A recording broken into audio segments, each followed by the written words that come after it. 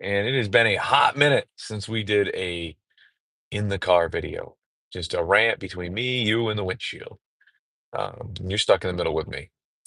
So, uh, just it's one of those things. I'm watching. I'm sure a lot of you have seen them out there. Those TikTok reels with all these people that are getting their EBT cut next month.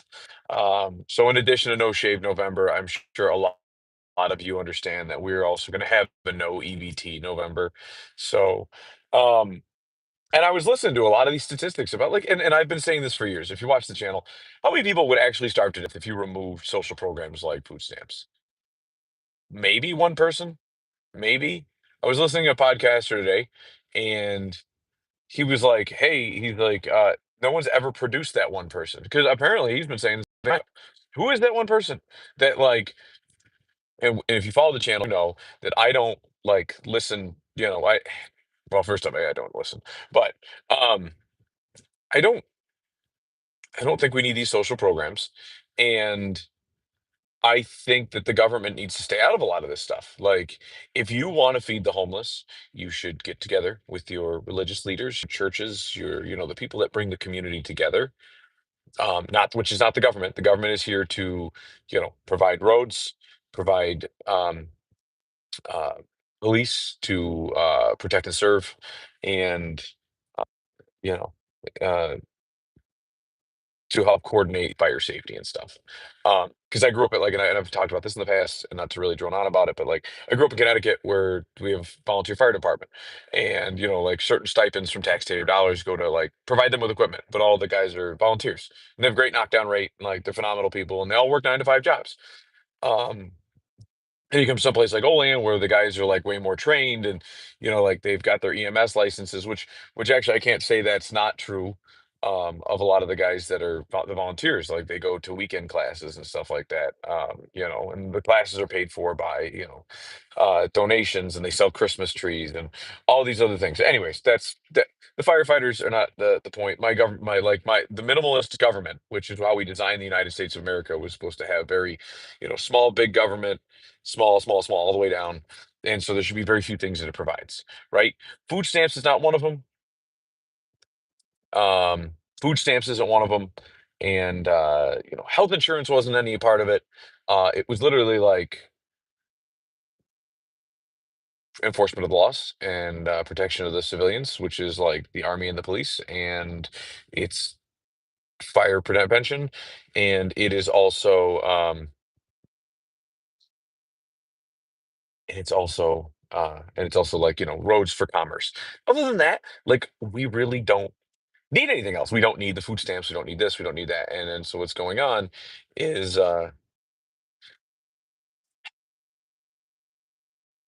these people. They're everyone's all these rants on Facebook and TikTok and X about people screaming that they need to have their food stamps. Um, they're going to start. They're gonna start robbing grocery stores and stuff like that. So no food stamp November. And it actually got me thinking while I was in the shower this morning after I heard this podcast. I was like, you know what? What if we started an actual like food bank, like a non-addicted food bank, right? So you have a food bank, right? And you have to provide that like you're either actively looking for a job or you have a job. Um, and that you're getting things that you need, right? Because if you're that person, but you also cannot be on food stamps to come to this food bank, because if you're coming to the food bank, then you don't need our food because you already have food stamps. And people that most likely have food stamps also get more food than the average Joe usually budgets for food. So and they're also like making poor decisions, right? Like, and there's no way to incentivize poor decision making, like giving somebody money. Well, oh, wait a minute. No, that is a terrible idea. So let's not reinforce their decision making by giving them the means to make more bad decisions. Like, oh, we can just go, let's like you need to have a strict, like we're not going to be handing out like candies and chocolates and stuff like that. Maybe you get a treat around Christmas at our food pantry, but I think that you have to prove that you also have to, and like, listen, so this is completely voluntary. You want to come to our food pantry, you got to play by our rules. So, my thought is you take a food pantry and you say, hey, no, listen, you also can't be an addict of any kind of drugs. Like, we'll give you a pass if if you have if you smoke cigarettes or something, you know what I mean? Something that's like, all right, but if you have to come in and piss test. I think that I think you should have to come in and piss test. I think you have to we should have a database where we can find out if you're on government assistance. If you're on government assistance and you qualify for food stamps and you're taking other government assistance, but you're not taking, well, I guess if you're not, that's we're still hashing it out, right? Um, I haven't done one of these in a while. So apparently, oh, I have a chat going. So, um, anyways, yeah, no, I think that we should piss test, and I think that we should so that you're not on drugs uh, actively, and then you should be looking for a job so that we can get you out of this situation.